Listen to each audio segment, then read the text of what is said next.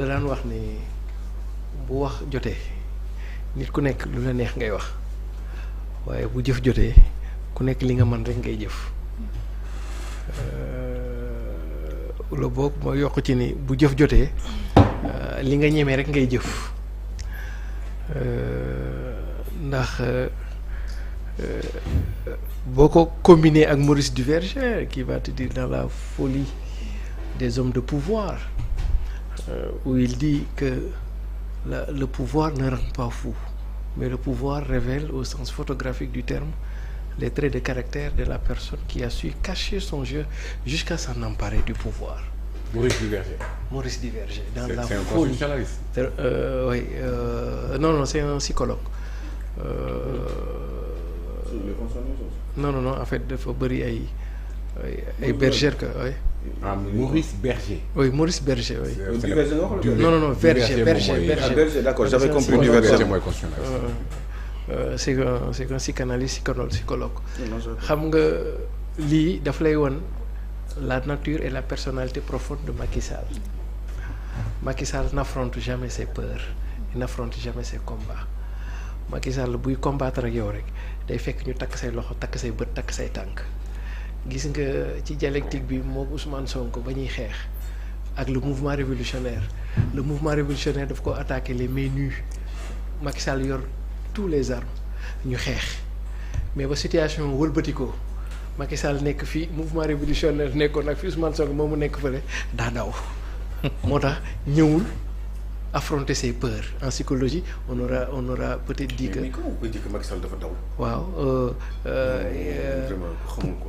pour man moom dafa sax attention parce que Macky Sall c'est même accusé et inculpé lui-même xam nga lu tax xam nga fan yi passé il y a un procès bu ñu lancé en France le juge procès bi commencé gul mais on est en instruction le juge va voir est-ce que li Macky Sall def Sénégal jar na ñu toppee ko crime contre l'humanité mooy bi avocat boobu dugaloon booy boobu Branco normalement d'ici semaine prochaine danañ xam est-ce que Macky Sall la France danañ ko toppee dinañ ubbi pour ñu toppee ko crime contre l'humanité est-ce que c'est pas sérieux ça. non on sait jamais mën na nekk mën na bañ a nekk c'est à la justice parce que mënul nekk. bon d'accord xam nga aussi tamit. attention Juan Branco il a un document très fourni ah. Juan Branco mënul am lu Sonko ëppale. Sonko moo ko ëppale document. ok waaw mais ñoom ñaar ñoom liggéey ci dossier bi quoi xam nga le fait que pour man Macky Sall a fait une erreur disons waxuma sax politique mais personnelle gis nga su ma doon moom. oui damay ñëw battre ci campagne. je vais affronter mes propres démons gis nga ñàkk ñëwam bi daf ko xañ lu bare. mais bu ñëwoon tey lan lay wax. très bien ça waaw non c'est-à-dire que mu ñëw pour def un acte de leadership fort. xam nga déjà mu ñàkk ñëw mais mu wax leen li mu leen di wax ci lettre bi. bu ko Sénégalais yi dee dégg ñu dégg ko buñ ko dul dégg duñ ko dégg est-ce que comprendre mais le fait que d'abord ñëwul rek ba pare nangoo nekk tête de liste. oui déjà moom il se discrédite lui-même c'est-à-dire que nan ngay voter koo xam ne moom du voter sax boppam Macky Sall moom du voter sax boppam ba pare bëgg yow nga dem nga voter ko parce que il n'est pas là te son lieu de vote c'est au Sénégal yow Macky Sall nee na la kaay voter ma mais moom ci boppam moom voter lu loolu boppam. mais yow doo mën a voter boppam xanaa moom sax day voter boppam sax nga doog a mën et cetera et pare deuxièmement par rapport à tout ce qui a été dit parce que Macky Sall fii ngay xamee ni Macky Sall li mu waxoon moom doonu ko en fait.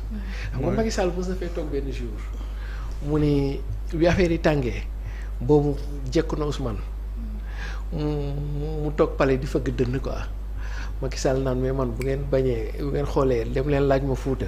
man xoolal raat ba dugg boîte vocale man xoolal du ma daw comprendre ma la mais nii dafa daw est-ce que comprendre ñàkk ñëw bi nii moi je la si daw maintenant loolu mooy première partie bi deuxième partie bi aussi il a écrit et cetera pour mais xam nga ngan gu yàqu gunge gu sori defaratu ko fi ne Macky Sall suñu ngan ak moom dafa yàqu ba pare à plusieurs raisons d'ailleurs li fi jot a xew élection présidentielle yi mu dàqaat à 2 jours et cetera ak coow li fi jot a am yëpp ba pare deuxièmement ni mu ko doxalee nii c'est-à-dire que contexte historique bi Macky Sall jógee le pouvoir su ma ko doon xelal dama ko daan waafal raaral Sénégal des années encore parce que la plaie est encore béante surtout que les armes ont changé de camp et le pouvoir a changé de camp et que j'ai pas compris chez Macky Sall après avoir été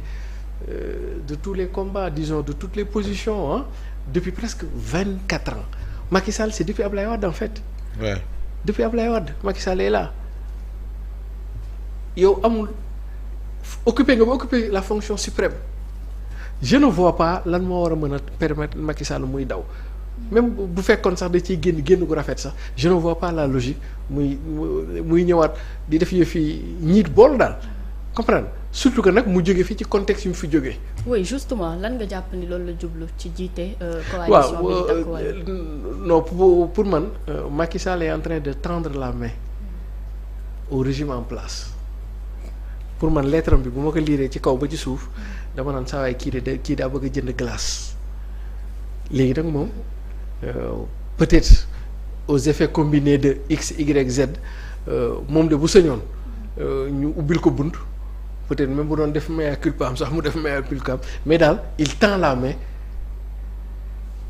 au régime en place lettre bi bu ma ko liiree ba ci biir mais ma lire entre les lignes je sens dans l'écrit dans le texte le temps des regrets chez Macky Sall. Ah oui. Oui tout à fait même si waaw même non nu mu bindee lettre bi mais là tu n'es pas dans la littérature tu n'es pas dans les mots mais dans la substance du texte dans la cohérence logique du texte. J'ai comme l'impression que celui qui a écrit ce texte-là se reproche quelque part au plus profond de lui et que peut-être bu démb doon tey du ko doxalee nii mais comme lii xew na ba pare peut-être il invite. Comment par exemple. waaw mooy coow li fi am ak yëpp quoi rey yi dàq élection yi ak et cetera ak tout ce qu'on a dit entre 2021 ba 2024 la juridication de la vie politique et la politisation de la vie juridique et cetera affaire scandale affaire xaalis yi détournement yi et cetera et donc pour man celui qui a écrit cette lettre là entre les lignes ils veulent que l'on ferme cette page douloureuse et profonde pour ouvrir une nouvelle page. En tout cas, j'ai comme l'impression s'il lui est donné la chance et la possibilité que l'on puisse repartir sur de nouvelles bases, lui peut-être il serait preneur.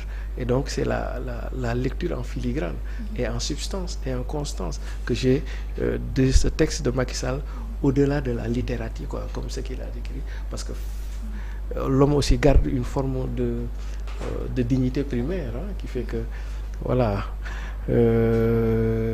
il aime toujours se mettre aussi sous les habits de Macky Sall quoi, disons-le comme ça mais bon après nag il appartiendra au tenant des régimes en place de voir mais pour man mooy li Sow doon wax il ne peut pas y avoir de dépassement tant qu'il n'y a pas éclatement de la vérité comprendre nga li fi jotoon xëy yëpp nañ ko tegaat ci table bi ñu mën a situer ku ci nekk lan mooy ses responsabilités et sur la base de ça ñu mën a démarrer sur de kii mais ce serait même suicidaire pour le régime en place extrêmement dangereux de passer par pertes et profits